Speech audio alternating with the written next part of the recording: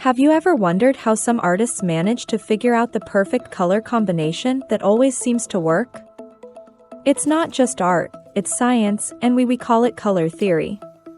This video shows you how to use the color wheel and some basic formulas, so-called color harmonies, to choose color combinations that are attractive, consistent, and simply look great. Color harmonies can be used to evoke specific emotions, set a mood, or add context to your images. So let's start from the beginning. You may remember your school days learning about primary, secondary, and tertiary colors. We are taught that the primary colors are red, blue, and yellow. Mixing these produces the secondary colors green, orange, and purple. Taking this one step further, we get his third color, yellow, green, red, orange. These form the traditional color wheel created by Sir Isaac Newton to help you understand how different colors work together.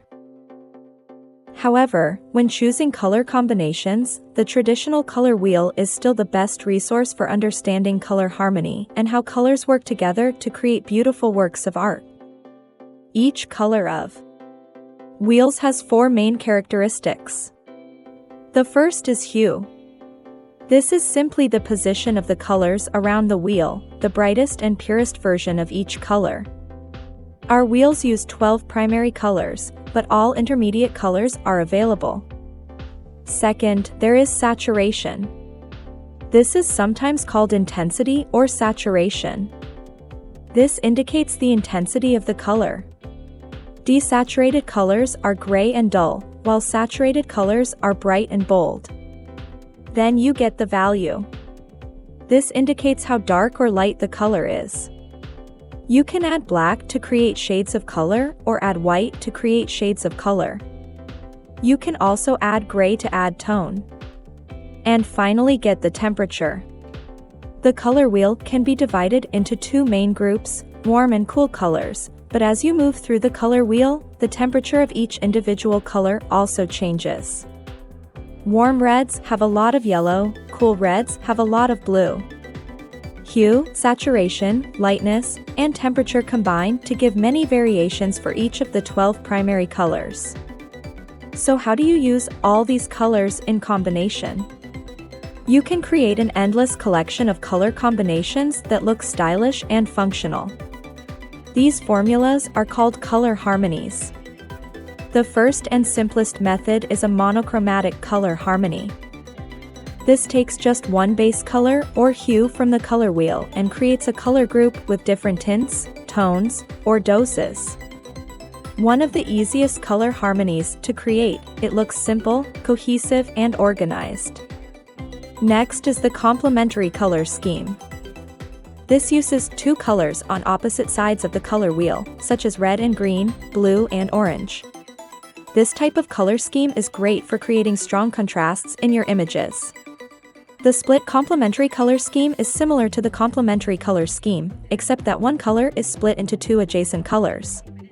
This preserves the high contrast of the complementary color scheme, but adds more versatility.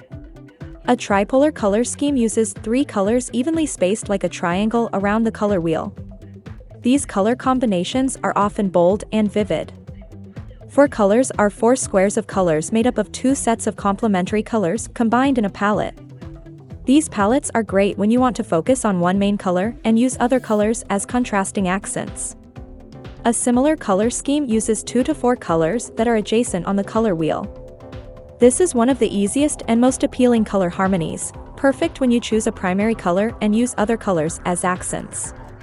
These various color harmonies are a good guide for creating compatible colors. Create even more versatility by changing the shades, tones, and shades within each color palette. As such, the possibilities for great-looking color combinations are endless. It might be a little overwhelming, but don't worry. Once you start using these methods, you'll have a sense and confidence about which colors work well together and which don't.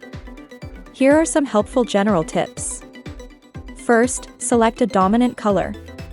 Whatever color scheme you choose, using a dominant color will help balance your design.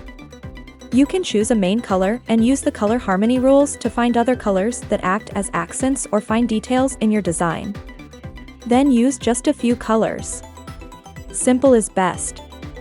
Adding too much color to a design can quickly overwhelm or confuse the viewer. By choosing just a few colors and applying these color rules, you can create bold, simple, yet interesting art.